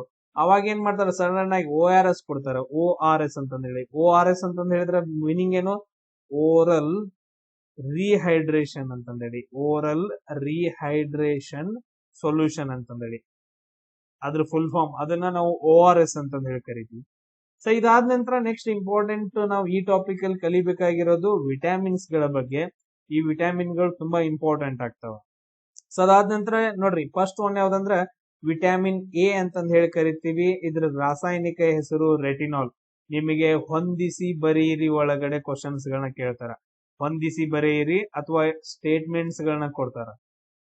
ಇವುಗಳನ್ನ ಕರೆಕ್ಟ್ ಆಗಿ ನೆನ್ಪಿಟ್ಕೊಡ್ರಿ. ಸೊ ವಿಟಮಿನ್ ಎ ಅನ್ನ ನಾವ್ ಏನಂತ ಕರಿತೀವಿ ಅಂದ್ರ ರೆಟಿನಾಲ್ ಅಂತಂದ್ ಹೇಳಿ ಕರಿತೀವಿ. ಆಮೇಲೆ ಇನ್ನೊಂದ್ರು, ಸೊ ಇದ್ರೊಳಗಡೆ ವಿಟಮಿನ್ಸ್ ಒಳಗಡೆ 2 ಪ್ರಕಾರ ಬರ್ತಾವ. ಒಂದು ನೀರಿನಲ್ಲಿ ಕರಗುವಂತಹ ವಿಟಮಿನ್ಸ್ ಗಳು, ಇನ್ನೊಂದು ಕೊಬ್ಬಿನಲ್ಲಿ ಕರಗುವಂತ ವಿಟಮಿನ್ಸ್ ಗಳು. ಇದ್ ನೋಡ್ರಿ, ನೀರಿನಲ್ಲಿ ಕರಗುವಂತದ್ದು ಯಾವ್ದಂತಂದ್ರೆ ಬಿಫೋರ್ ಕ್ರೈಸ್ಟ್ ಅಂತಂದ್ ಹೇಳ್ತೀವಿ, BC. ಇನ್ನೊಂದು ಬೈಗಳು ಐತ್ ನೋಡ್ರಿ, ಅದು ಆ ತರ ನೆನ್ಪಿಟ್ಕೊಡ್ರಿ, ಈಸಿಯಾಗಿ ನೆನ್ಪಿಡಿಯುತ್ತ. ಬ್ಯಾ ಅಂತಂದ್ ಹೇಳಿ ಏನೋ ಬರುತ್ತೆ, ಸೊ ಅದನ್ನ ನೆನ್ಪಿಟ್ಕೊಳ್ರಿ, ಅದು ನೀರಿನಲ್ಲಿ ಕರಗುವಂತದ್ದು. ಸೊ ಉಳಿದದ್ದೆಲ್ಲ ಏನ್ ಬರ್ತಾವಲ್ಲ, ABCDEK ಇವೆಲ್ಲ ಏನಂತಂದ್ರೆ ADAK ಏನಂತಂದ್ರೆ ಇವ ಕೊಬ್ಬಿನಲ್ಲಿ ಕರಗುವಂತದ್ದು. ನಾನು ಹೊಳ್ಳಿ ಹೇಳಂಗಿಲ್ಲ ಅದನ್ನ ಇವಾಗ. ಸೊ ವಿಟಮಿನ್ ಎ ರಾಸಾಯನಿಕ ಹೆಸರು ಏನ್ ಕರಿತೀವಿ ಅಂದ್ರೆ ರೆಟಿನಾಲ್ ಅಂತಂದ್ ಹೇಳಿ ಕರಿತೀವಿ. ಸೊ ಇದನ್ನ ಕಮ್ಮಿ ಆಯ್ತು ಅಂತಂದ್ ಹೇಳಿದ್ರ ನಮಗ ನೈಟ್ ಬ್ಲೈಂಡ್ನೆಸ್ ಅಂದ್ರ ರಾತ್ರಿ ಗುರುಡುತನ, ಇರುಳು ಗುರುಡುತನ ಒಂದು ರೋಗ ಬರುತ್ತ. ಇನ್ನೊಂದು ಬರುತ್ತ ಜೆರೋಪ್ತಾಲಮಿಯಾ ಅಂತಂದೇಳಿ, ಜೆರೋಪ್ತಾಲ್ಮಿಯಾ ಅಂತಂದೇಳಿ. ಈ ಕ್ವಶನ್ ಅನ್ನ ಮೊನ್ನೆ ಕೇಳಿದಾರ ನೋಡ್ರು, ರೀಸೆಂಟ್ ಆಗಿ ಕ್ವಶನ್ ಅನ್ನ ಕೇಳಿದಾರ, ಜೆರೋಪ್ತಾಲ್ಮಿಯಾ ಅಂತಂದ್ ಹೇಳಿ ಕರಿತೀವಿ. ಸೊ ಇದು ತುಂಬಾ ಇಂಪಾರ್ಟೆಂಟ್. ಇನ್ನೊಂದು ಕೇಳ್ತಾರೆ, ಸರ್ ಕ್ಯಾರೆಟ್ ಒಳಗಡೆ ನೀವು ಕ್ಯಾರೆಟ್ ತಿಂದ್ರಿ ಅಂತಂದ್ ಹೇಳಿದ್ರೆ ನಿಮ್ಗೆ ವಿಟಮಿನ್ ಎ ಸಿಗುತ್ತೆ, ಅದು ಎಲ್ಲಿರುತ್ತ್ರಿ ಕ್ಯಾರೆಟ್ ಒಳಗಡೆ ಅಂತಂದೇಳಿ, ಯಾವ ರೂಪದಲ್ಲಿ ಇರುತ್ತೆ ಅಂತಂದ್ ಹೇಳಿದ್ರೆ ಬೀಟಾ ರೂಪದಲ್ಲಿ ಇರುತ್ತೆ, ಬೀಟಾ ಕ್ಯಾರೋಟಿನ್ ರೂಪದಲ್ಲಿ ಇರುತ್ತೆ. ಯಾವ ರೂಪದಲ್ಲಿ ಇರುತ್ತೆ? ಬೀಟಾ ಕ್ಯಾರೋಟಿನ್ ರೂಪದಲ್ಲಿ ಇರುತ್ತೆ ಕ್ಯಾರೆಟ್ ಒಳಗಡೆ. ಇದು ಅದಾದ ನಂತರ ನೆಕ್ಸ್ಟ್ ವಿಟಮಿನ್ B1 ಅಂತಂದ್ ಹೇಳ್ತೀವಿ. ವಿಟಮಿನ್ B1 ಅಂತಂದ್ ಹೇಳಿದ್ರೆ ಅದ್ರ ರಾಸಾಯನಿಕ ಹೆಸರು ಥಯಾಮಿನ್ ಅಂತಂದ್ ಹೇಳ್ತೀವಿ, ಥಯಾಮಿನ್. ಇದು ನೀರಿನಲ್ಲಿ ಕರಗೋದು. ಬಿ ಎಲ್ಲ ಏನಂತಂದ್ ಹೇಳಿದ್ರೆ ನೀರಿನಲ್ಲಿ ಕರಗುವಂತದ್ದು, B1 ಇಂದ ಹಿಡ್ಕೊಂಡೆಲ್ಲ. ಸೊ ಇದು ಕಮ್ಮಿ ಆಯ್ತಂದ್ರೆ ಬೇರಿ ಅನ್ನೋ ಒಂದು ರೋಗ ಬರುತ್ತಾ. ಯಾವ ರೋಗ ಬರುತ್ತಾ? ಬೇರಿ. ಇದು ನರಮಂಡಲ, ಹೃದಯಕ್ಕೆ, ಆಮೇಲೆ ತುಂಬಾ ಪ್ರಾಬ್ಲಮ್ ಆಗುತ್ತೆ B1 ಕೊರತೆಯಿಂದ. ನೆಕ್ಸ್ಟ್ ಬರೋದು B2 ಅಂತಂದ್ ಹೇಳ್ತೀವಿ.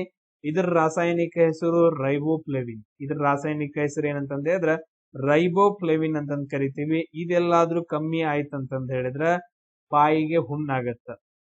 ಸೊ ಇದೇನದು ಚೆಲಿಯೋಸಿಸ್ ಅಂತಂದ್ ಏನೈತಲ್ಲ, ಅಬಿಪ್ಲೋವಿನೋಸಿಸ್ ಅಥವಾ ಚೆಲಿಯೋಸಿಸ್ ಅಂತಂದ್ ಹೇಳಿ ಬಾಯಿಗೆ ಹುಣ್ಣಾಗೋದು, ಬಾಯಿಗೆ ಹುಣ್ಣಾಗುವಂತದ್ದು. ಅದಾದ ನಂತರ ನೆಕ್ಸ್ಟ್ ನೋಡ್ರಿ B3 ಅಂತ ಹೇಳಿದ್ರೆ ಇದನ್ನ ನಾವು ನಿಯಾಸಿನ್ ಅಂತಂದ್ ಹೇಳಿ ಕರಿತೀವಿ. ಇದೆಲ್ಲಾದ್ರೂ ಕಮ್ಮಿ ಆತಂದ್ರ ಪೆಲೆಗ್ರಾ ಅನ್ನೋ ಒಂದು ರೋಗ ಬರುತ್ತೆ. ಪೆಲೆಗ್ರಾ 3D ಅಂತಂದ್ ಹೇಳಿದ್ರೆ ಇದ್ರೊಳಗಡೆ 3 ರೋಗಗಳು ಬರ್ತವೆ. ಪೆಲೆಗ್ರಾ 3D ಅಂತಂದ್ರೆ 3 ರೋಗ, ಅದನ್ನ ನಾವು 3D ಅಂತಂದ್ ಹೇಳಿ ಕರಿತೀವಿ. 3D ಯಾವ? ಒಂದು ಡಯೇರಿಯಾ ಬರುತ್ತೆ, ಒಂದ್ ಯಾವ್ದಂತಂದ್ ಹೇಳಿದ್ರೆ ಡಯೇರಿಯಾ, ಇನ್ನೊಂದು ಡರ್ಮಿಟಿಸ್ ಬರುತ್ತೆ, ಇನ್ನೊಂದ್ ಯಾವ್ದಂತಂದ್ ಹೇಳಿದ್ರೆ ಡರ್ಮಿಟಿಸ್ ಅಂತಂದ್ ಹೇಳಿ, ಇನ್ನೊಂದ್ ಯಾವ್ದಂತಂದ್ ಹೇಳಿದ್ರೆ ಡೆಮೆನ್ಷಿಯಾ. ಈ 3 ಸೇರ್ಬಿಟ್ಟು 3D ಅಂತ ಕರಿತೀವಿ, ಪೆಲೆಗ್ರಾ. ಈ ರೋಗ ಬರುತ್ತೆ. ನೆಕ್ಸ್ಟ್ B9 ಕಡಿಮೆ ಆಗೋದ್ರಿಂದ ಪಾಲಿಕ್ ಅಸಿಡ್ ಬರುತ್ತೆ. B9 ಕಮ್ಮಿ ಆಯ್ತು ಅಂತಂದ್ ಹೇಳಿದ್ರೆ ಪಾಲಿಕ್ ಅಸಿಡ್ ಅನ್ನೋದು ಅದ್ರದ್ದು ರಾಸಾಯನಿಕ ನೇಮ. ಇದು ಕಮ್ಮಿ ಆಯ್ತು ಅಂತಂದ್ ಹೇಳಿದ್ರೆ ಮೆಗಲೋಬ್ಲಾಸ್ಟಿಕ್ ಅನೇಮಿಯಾ ಅನ್ನೋ ಒಂದು ರೋಗ ಬರುತ್ತೆ, ಮೆಗಲೋಬ್ಲಾಸ್ಟಿಕ್ ಅನೇಮಿಯಾ ಅಂತಂದೇಳಿ. ನೆಕ್ಸ್ಟ್ ಇನ್ನೊಂದು ಇಲ್ಲೇ ಹೇಳ್ಕೊಡ್ತೀನಿ ನೋಡ್ರಿ, B9 ಯಾಕೆ ಇಂಪಾರ್ಟೆಂಟ್ B9 ಯಾಕೆ ಇಂಪಾರ್ಟೆಂಟ್ ಅಂತಂದ್ ಹೇಳಿದ್ರೆ, ಈಗ ಗರ್ಭಿಣಿಯರು ಇರ್ತಾರಲ್ಲ, ಈ ಗರ್ಭಿಣಿಯರಿಗೆ ಮತ್ತು ಮಗುವಿಗೆ ನಡು ಬೆನ್ನು ಹುರಿ ಇರುತ್ತಲ್ಲ, ಸೊ ಬೆನ್ನು ಹುರಿಯ ಬೆಳವಣಿಗೆಗೆ, ಗರ್ಭಿಣಿಯರಲ್ಲಿ ಮಗುವಿನ ಬೆನ್ನು ಹುರಿಯ ಬೆಳವಣಿಗೆಗೆ ತುಂಬಾ ಅಗತ್ಯವಾದಂತಹ ಒಂದು ವಿಟಮಿನ್ ಯಾವ್ದಂದ್ರ B9 ವಿಟಮಿನ್ ಅಂತ ಕರಿತೀವಿ. ಸೊ ಇದು ಮುಗಿದ ನಂತರ ನೆಕ್ಸ್ಟ್ ಬರೋದು ವಿಟಮಿನ್ B12 ಅಂತ ಕರಿತೀವಿ, ಸೈನೋಕೊಬಾಲ್ಮಿನ್ ಅಂತಂದೇಳಿ. ಅದ್ರ ರಾಸಾಯನಿಕ ಹೆಸರೇನು? ಸೈನೋಕೊಬಾಲ್ಮಿನ್ ಅಂತಂದ್ ಹೇಳಿ ಕರಿತೀವಿ. ಇದನ್ನ ಪರ್ನಿಶಿಯಾ ಅಮೇನಿಯಾ ಅಂತ ಕರಿತೀವಿ, ಪರ್ನಿಶಿಯಾ ಅನೇಮಿಯಾ ಅನ್ನೋ ಒಂದು ರೋಗ ಬರುತ್ತೆ. ನೆನ್ಪಿಟ್ಕೊಡ್ರಿ, ಈ ವಿಟಮಿನ್ ಒಳಗಡೆ ಒಂದು ಖನಿಜ ಕಂಡುಬಿಡುತ್ತ. ಆ ಖನಿಜ ಯಾವ್ದಂದ್ರ ಕೊಬಾಲ್ಟ್ ಅಂತಂದ್ ಹೇಳ್ತೀವಿ. ಯಾವ ವಿಟಮಿನ್ ಒಳಗಡೆ ಒಂದು ಖನಿಜ ಕಂಡು ಬರುತ್ತಾ? ಏಕೈಕ ಅದು B12 ಒಳಗಡೆ ಕೊಬಾಲ್ಟ್ ಅನ್ನೋ ಒಂದು ಖನಿಜ ಕಂಡು ಬರುತ್ತ. 100% ಬಹಳ ಇಂಪಾರ್ಟೆಂಟ್. ಅದಾದ ನಂತರ ನೆಕ್ಸ್ಟ್ ಬರುವಂತದ್ದು ಯಾವ್ದಂತಂದ್ ಹೇಳಿದ್ರೆ ವಿಟಮಿನ್ C ಅಂತಂದ್ ಹೇಳ್ತೀವಿ. ಇದನ್ನ ಅಸ್ಕಾರ್ಬಿಕ್ ಅಸಿಡ್ ಅಂತ ಕರಿತೀವಿ. ಇದ್ರ ಹೆಸರು ಏನಂತಂದ್ ಹೇಳಿದ್ರೆ ಅಸ್ಕಾರ್ಬಿಕ್ ಅಸಿಡ್. ಯಾವ ರೋಗ ಬರುತ್ತ? ಸ್ಕರ್ವಿ ಅನ್ನೋ ಒಂದು ರೋಗ ಬರುತ್ತ. ಅದಾದ ನಂತರ ನೆಕ್ಸ್ಟ್ ವಿಟಮಿನ್ D. ಇದು ಕಮ್ಮಿ ಆಗೋದ್ರಿಂದ ಇದನ್ನ ನಾವು ಕ್ಯಾಲ್ಸಿಫೆರಾಲ್ ಅಂತಂದ್ ಹೇಳಿ ಕರಿತೀವಿ ರಾಸಾಯನಿಕವಾಗಿ. ಇದು ಕಮ್ಮಿ ಆಯ್ತಂದ್ರ ರಿಕೆಟ್ಸ್ ಅನ್ನೋ ಒಂದು ರೋಗ ಬರುತ್ತ.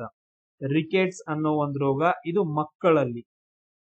ಇದು ರೋಗ ವಿಟಮಿನ್ ಡಿ ಕಮ್ಮಿ ಆಗೋದ್ರಿಂದ ಒಂದು ರೋಗ ಬರುತ್ತೆ. ಮಕ್ಕಳಲ್ಲಿ ಅದನ್ನ ನಾವೇನಂತ ಕರಿತೀವಿ, ರಿಕೆಟ್ಸ್ ಅಂತ ಕರಿತೀವಿ. ಹಿರಿಯರಲ್ಲಿ ಅದನ್ನ ಏನಂತ ಕರಿತೀವಿ ಅಂದ್ರ ಆಸ್ಟಿಯೋ ಮಲೇಷಿಯಾ ಅಂತಂದೇಳಿ. ಆಸ್ಟಿಯೋ ಮಲೇಷಿಯಾ ಅಂತಂದೇಳಿ ಇದು ಹಿರಿಯರಲ್ಲಿ ಕರಿತೀವಿ. ಸೇಮ್ ರೋಗ, ಬಟ್ ಅದರ ಮಕ್ಕಳಲ್ಲಿ ಅದನ್ನ ರಿಕೆಟ್ಸ್ ಅಂತಂದೇಳಿ, ಹಿರಿಯರಲ್ಲಿ ಅದನ್ನ ಆಸ್ಟಿಯೋ ಮಲೇಷಿಯಾ ಅಂತಂದೇಳಿ ಕರಿತೀವಿ. ಆಮೇಲೆ ಸೂರ್ಯನ ಬೆಳಕಿನಲ್ಲಿ ಸಿಗುವಂತಹ ಒಂದು ವಿಟಮಿನ್ ಯಾವ್ದಂದ್ರ ವಿಟಮಿನ್ ಡಿ ಅಂತಂದ ಹೇಳಿ ಕರಿತೀವಿ. ಯಾವುದು? ವಿಟಮಿನ್ ಡಿ ಅಂತಂದೇಳಿ.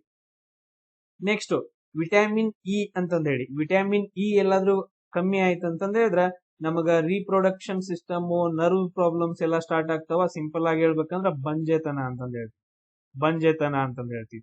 ಅದನ್ನ ಟೋಕೋಫೆರಾಲ್ ಅಂತಂದ ಹೇಳ್ತೀವಿ. ಅದರ ರಾಸಾಯನಿಕ ಹೆಸರು ಏನಂತಂದ ಹೇಳಿದ್ರ ಟೋಕೋಫೆರಾಲ್ ಅಂತಂದೇಳಿ. ನಿಮ್ ದೋಸ್ತ್ ಹೇಳ್ದ, ದೋಸ್ತ್ ಕರೆಯೋದ, ದೋಸ್ತ್ ನಿನ್ಗೊಂದ್ ಬಾಳ್ ಚಂದ ಅಂತ ಒಂದೊಂದ್ ಬುದ್ಧಿವಾದ ಹೇಳ್ತಾನ ಬಾ ಅಂತಂದ ಹೇಳ, ಇಲ್ಲಾಂದ್ರ ಒಂದ್ ಸೀಕ್ರೆಟ್ ಹೇಳ್ತಾನ ಬಾ ಅನ್ನೋದು.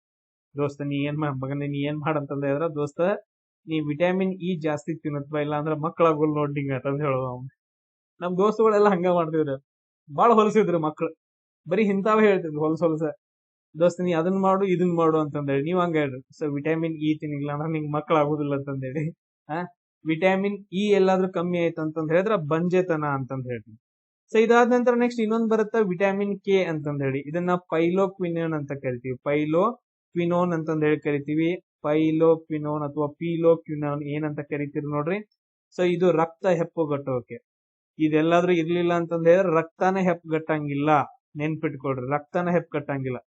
ಸೊ ಇದು ಎದಕ್ಕೆ ಇಂಪಾರ್ಟೆಂಟ್ ಆಗತ್ತೆ ಅಂತಂದ ಹೇಳಿದ್ರೆ ಪ್ರೋಥ್ರಾಂಬಿನ್ ಅಂತಂದೇಳಿ. ಪ್ರೋಥ್ರಾಂಬಿನ್ ಅನ್ನೋ ಒಂದು ವಿಟಮಿನ್ ಬೇಕಾಗತ್ತ ನಮ್ ಬ್ಲಡ್ ಒಳಗಡೆ. ಈಗ ಒಂದು ನಿಮ್ದು ಬೆರಳು ಇಲ್ಲಿ ಕೊರ್ಕೊಂಡಿರ್ತಾರೆ, ಈಗ ನಂಗೆ ಲವ್ ಯು ಹೇಳಿಲ್ಲ ಅಂತಂದ ಹೇಳಿದ್ರೆ ನಾ ಕೊರ್ಕೋತಾನ ಅಂತಂದ ಹೇಳಿ ಕೊರ್ಕೊಂಡಿರ್ತಾರೆ, ಅಲ್ಲಿ ರಗತ್ ಬರ್ತಿರ್ತೈತೆ. ಆಮೇಲೆ ಫೀಲ್ ಆಗ್ತೈತಿ ರಗತ್ ಹೊಂಟೈತಿ, ನನ್ ಸಾಯ್ತಾನೆ ಅಂತಂದ ಹೇಳಿ. ಅವಾಗ ಸಡನ್ ಆಗಿ ಏನ್ ಮಾಡ್ತಾವು, ಬ್ಲಡ್ ಅಲ್ಲಿ ಇರುವಂತಹ ಎಲ್ಲಾ ರೀತಿಯ ಪ್ಲೇಟ್ಲೆಟ್ಸ್ ಗಳು ಬಂದ್ ನಿಂತ್ಕೊಂತಾವ. ಪ್ಲೇಟ್ಲೆಟ್ಸ್ ಗಳು ಬಂದ್ ನಿಂತ್ಕೋಬೇಕಂತಂದ್ರೆ ಸಣ್ಣ ಸಣ್ಣ ಇರ್ತಾವ, ಅವ ಹೆಂಗ್ ನಿಂತ್ಕೊಂತಾವ? ಅವಕ್ಕೆಲ್ಲ ಹಗ್ಗದ ರೀತಿಯಾಗಿ ಜೋಡಿಸ್ಬೇಕಲ್ಲ, ಹಗ್ಗದ ರೀತಿಯಾಗಿ ಈ ತರ. ಸೊ ಅದನ್ನ ಜೋಡಿಸುವಂತದ್ದು ಯಾವ್ದಂದ್ರೆ ಫೈಬ್ರಿನೋಜನ್ ಅಂತ ಕರಿತೀವಿ. ಫೈಬ್ರಿನೋಜನ್ ಅಂತಂದ ಹೇಳಿ ಒಂದು ಪ್ರೋಟೀನ್. ಈ ಫೈಬ್ರಿನೋಜನ್ ಬರ್ಬೇಕಂದ್ರೆ ಪ್ರೋಥ್ರಾಂಬಿನ್ ಅನ್ನೋದು ಇರಬೇಕು. ಸೊ ಇವೆಲ್ಲ ಪ್ರೋಥ್ರಾಂಬಿನ್, ಫೈಬ್ರಿನೋಜನ್, ಪ್ಲೇಟ್ಲೆಟ್ಸ್ ಗಳು ಸೇರ್ಬಿಟ್ಟು ಆ ಬ್ಲಡ್ ಕ್ಲಾಟ್ ಅನ್ನ ಕಮ್ಮಿ ಮಾಡ್ತಾವ, ಅಂದ್ರೆ ಬ್ಲಡ್ ಹೋಗೋದನ್ನ ಕಮ್ಮಿ ಮಾಡ್ತಾವ ಅಂತಂದ ಹೇಳಿ. ಕ್ಲಿಯರ್?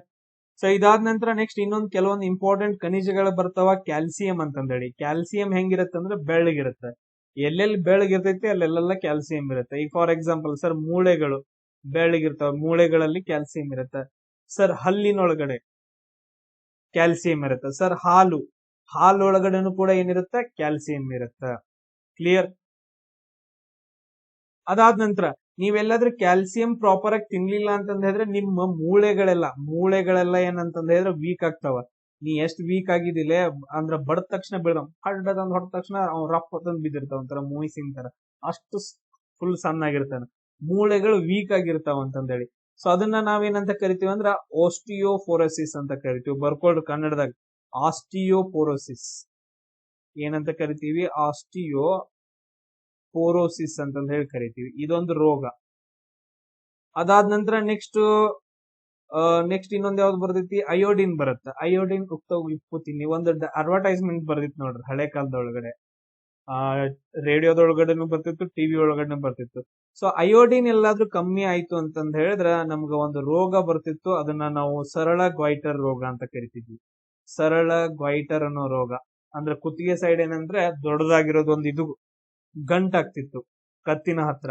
ಸೊ ಥೈರಾಯ್ಡ್ ಗ್ಲ್ಯಾಂಡ್, ಈ ಥೈರಾಯ್ಡ್ ಗ್ಲ್ಯಾಂಡ್ ಥೈರಾಕ್ಸಿನ್ ಅನ್ನೋ ಒಂದು ಹಾರ್ಮೋನ್ ಬಿಡುಗಡೆ ಮಾಡ್ತಿರುತ್ತೆ. ಈ ಥೈರಾಕ್ಸಿನ್ ಹಾರ್ಮೋನ್ ಎಲ್ಲರ ಬಿಡುಗಡೆ ಆಗ್ಲಿಲ್ಲ ಅಂತಂದ್ರೆ ಅದ್ರ ಈ ತರ ಒಂದು ಊದ್ಕೊಂಡ್ಬಿಡುತ್ತೆ. ಸೊ ಥೈರಾಕ್ಸಿನ್ ಹಾರ್ಮೋನ್ ಎಲ್ಲಾದ್ರೂ ಕಡಿಮೆ ಆಯ್ತು ಅಂತಂದ್ರೆ ಅದ್ರ ಗಳಗಂಡ ರೋಗ ಬರುತ್ತೆ. ಅದನ್ನ ಸರಳ ಗ್ವೈಟರ್ ಅಂತ ಕರಿತೀವಿ. ಈ ಥೈರಾಕ್ಸಿನ್ ಹಾರ್ಮೋನ್ ಬಿಡುಗಡೆ ಆಗ್ಬೇಕಂತಂದ ಹೇಳಿದ್ರೆ ಏನಿರ್ಬೇಕು ಸರ್, ಅಯೋಡಿನ್ ಬೇಕಾಗತ್ತ. ಥೈರಾಕ್ಸಿನ್ ಹಾರ್ಮೋನ್ ಬಿಡುಗಡೆ ಆಗ್ಬೇಕಂದ್ರೆ ಈ ಥೈರಾಕ್ಸಿನ್ ಹಾರ್ಮೋನ್ ಎಲ್ಲಿಂದ ಬಿಡುಗಡೆ ಆಗತ್ತ ಸರ್, ಥೈರಾಯ್ಡ್ ಅನ್ನೋ ಗ್ರಂಥಿಯಿಂದ ಬಿಡುಗಡೆ ಆಗತ್ತ. ನೆನ್ಪಿಟ್ಕೊಳ್ರಿ. ಅದಾದ ನಂತರ ಸರ್ ನೆಕ್ಸ್ಟ್ ಐರನ್ ರೀ ನೋಡ್ರಿ. ಐರನ್ ಎಲ್ಲೆಲ್ಲಿ ಇರುತ್ತ ಅಲ್ಲೆಲ್ಲೆಲ್ಲ ಕೆಂಪಗಿರುತ್ತೆ. ಅಂದ್ರೆ ಹೆಂಗ ಬ್ಲಡ್ ಒಳಗಡೆ ಐರನ್ ಇತ್ತು ಅಂತಂದ ಹೇಳಿದ್ರೆ ಅದನ್ನ ನಾವು ರೆಡ್ ಬ್ಲಡ್ ಸೆಲ್ಸ್ ಅಂತ ಕರಿತೀವಿ. ಕರೆಕ್ಟ್? ಅದಾದ ನಂತರ ನೆಕ್ಸ್ಟ್ ರೀ ಸರ್, ಅಂದ್ರೆ ಅದ್ರೊಳಗಡೆ ಹಿಮೋಗ್ಲೋಬಿನ್ ಇರುತ್ತಲ್ಲ, ಈ ಹಿಮೋಗ್ಲೋಬಿನ್ ಒಳಗಡೆ ಏನಂದ್ರೆ ಐರನ್ ಕಂಡು ಬರುತ್ತೆ. ನೆಕ್ಸ್ಟ್ ಸರ್ ಸಾಯಿಲ್ ಒಳಗಡೆ ಮಣ್ಣಿನಲ್ಲಿ ಎಲ್ಲಾದ್ರೂ ಕೆಂಪು ಐರನ್ ಕಂಡು ಬಂತಂತ ಹೇಳಿದ್ರ ಅದನ್ನ ನಾವು ಕೆಂಪು ಮಣ್ಣು ಅಂತ ಕರಿತೀವಿ ಸರ್. ಗ್ರಹದ ಒಳಗಡೆ ಪ್ಲಾನೆಟ್ ಒಳಗಡೆ ಎಲ್ಲಾದ್ರೂ ಐರನ್ ಕಂಡು ಬಂತಂತ ಹೇಳಿದ್ರ ಅದನ್ನ ನಾವು ಮಂಗಳ ಗ್ರಹ ಅಂತ ಕರಿತೀವ್ರಿ ಸರ್ ಅಂತಂದೇಳಿ. ಕ್ಲಿಯರ್. ಸೊ ಇದೆಲ್ಲಾದ್ರೂ ಐರನ್ ಎಲ್ಲಾದ್ರೂ ಕಮ್ಮಿ ಆಯ್ತು ಅಂದ್ರೆ ಯಾವ ರೋಗ ಬರುತ್ತ? ಅನೇಮಿಯಾ ರೋಗ ಬರುತ್ತ. ಈ ತರ ಎಲ್ಲಾದ್ರೂ ಆಯ್ತು ಅಂತಂದ ಹೇಳಿದ್ರೆ ಕಬ್ಬು ತಿನ್ನುತ್ತವೆ. ಹಿಂದಿನ ಕಾಲದೊಳಗಡೆ ಇವಾಗ ಶುಗರ್ ಕೇನ್ ತಗೊಂಡ್ಬಂದು ಮನೆ ಮೇಲ್ಗಡೆ ಇಡ್ತಿದ್ರು ನೋಡ್ರಿ. ಮನೆ ಮೇಲ್ಗಡೆ ಇದ್ಬಿಟ್ಟು ಮಾರ್ನಿಂಗ್ ಎದ್ದ ತಕ್ಷಣ ಕಬ್ಬನ್ನ ತಿನ್ನಕ್ ಹಚ್ತಿದ್ರು. ಕಬ್ಬು ತಿನ್ರಿ, ಶುಗರ್ ಕೇನ್ ತಿನ್ರಿ ಅಂತಂದ್ರೆ. ಶುಗರ್ ಕೇನ್ ತಿಂದ್ರೆ ಐರನ್ ಕಂಟೆಂಟ್ ಜಾಸ್ತಿ ಆಗುತ್ತೆ. ನೆಕ್ಸ್ಟ್ ಬರುತ್ತೆ ಸೋಡಿಯಂ ಮತ್ತು ಪೊಟ್ಯಾಷಿಯಂ ಅಂತಂದೇಳಿ. ಸೋಡಿಯಂ ಮತ್ತು ಪೊಟ್ಯಾಷಿಯಂ ಇದು ತುಂಬಾ ಇಂಪಾರ್ಟೆಂಟ್. ಸೋಡಿಯಂ ಮತ್ತು ಪೊಟ್ಯಾಷಿಯಂ ದೇಹದ ಒಳಗಡೆ ನೀರಿನ ಸಮತೋಲನವನ್ನ ಕಾಯ್ದುಕೊಳ್ಳೋಕೆ, ಆಮೇಲೆ ನರಗಳ ವೇಗವನ್ನ ನರ್ವ್ ಇಂಪಲ್ಸ್ ಅಂತ ಕರಿತೀವಿ, ಇದನ್ನ ಕಾಪಾಡೋಕೆ ಬೇಕಾಗುವಂತಹ ಖನಿಜಗಳು ಯಾವ್ಯಾವ ಅಂತಂದ ಹೇಳಿದ್ರೆ ಸೋಡಿಯಂ ಮತ್ತು ಪೊಟ್ಯಾಷಿಯಂ ಅಂತಂದ ಹೇಳ್ತೀವಿ. ಅದಾದ ನಂತರ ಇನ್ನೊಂದು ಬರುತ್ತಾ ಫಾಸ್ಫರಸ್ ಅಂತಂದೇಳಿ. ಇನ್ನೊಂದ್ ಯಾವ್ದು ಬರಸ್ ಅಂತ ಹೇಳಿದ್ರೆ ಫಾಸ್ಫರಸ್ ಅಂತಂದ್ ಬರುತ್ತ. ಇದು ಮೂಳೆಗಳಲ್ಲಿ ಮತ್ತು ಹಲ್ಲುಗಳಲ್ಲಿ ಏನಂತಂದ ಹೇಳಿದ್ರೆ ಇರುತ್ತ, ತುಂಬಾ ಇಂಪಾರ್ಟೆಂಟ್. ಸೊ ಫಾಸ್ಫರಸ್ ಕ್ಯಾಲ್ಸಿಯಂ ಜೊತೆಗೆ ಫಾಸ್ಫರಸ್ ಇವೆರಡು ಸೇರಿದು ಅಂತಂದ ಹೇಳಿದ್ರೆ ತುಂಬಾ ಗಟ್ಟಿಯಾಗಿರುವಂತ ವಸ್ತುಗಳಾಗ್ತವ. ಅದಕ್ಕೆ ಮೂಳೆ ಆಗಿರ್ಬೋದು, ಹಲ್ಲುಗಳಾಗಿರ್ಬೋದು ತುಂಬಾ ಗಟ್ಟಿಯಾಗಿರ್ತಾವ. ಅದಾದ ನಂತರ ನೆಕ್ಸ್ಟ್ ಇನ್ನೊಂದು ಬರುತ್ತ ಫ್ಲೋರಿನ್ ಅಂತಂದೇಳಿ. ಇನ್ನೊಂದ್ ಯಾವ್ದಂತಂದ ಹೇಳಿದ್ರೆ ಫ್ಲೋರಿನ್ ಅಂತಂದ್ ಬರುತ್ತ. ಇದು ಹಲ್ಲಿನ ಎನಾಮೆಲ್ ರಕ್ಷಣೆಗೆ, ಹಲ್ಲಿನ ಮೇಲೆ ಒಂದು ಎನಾಮೆಲ್ ಅನ್ನೋ ಒಂದು ಪದರ ಇರುತ್ತೆ, ಅದರ ರಕ್ಷಣೆಗೋಸ್ಕರ ಯಾವ್ದು ಬರುತ್ತಂದ್ರ ಫ್ಲೋರಿನ್ ಇರುತ್ತೆ. ಅದೆಲ್ಲಾದ್ರೂ ಕಮ್ಮಿ ಆಯ್ತಂದ್ರ ಫ್ಲೋರೋಸಿಸ್ ಅಂತಂದ ಹೇಳಿ ಒಂದು ರೋಗ ಬರುತ್ತೆ. ಹಲ್ಲು ಹಳದಿ ಆಗುವ ಸ್ಥಿತಿಯನ್ನ ಏನಂತ ಕರಿತೀವಿ? ಫ್ಲೋರೋಸಿಸ್ ಅಂತಂತ ಹೇಳಿ ಕರಿತೀವಿ.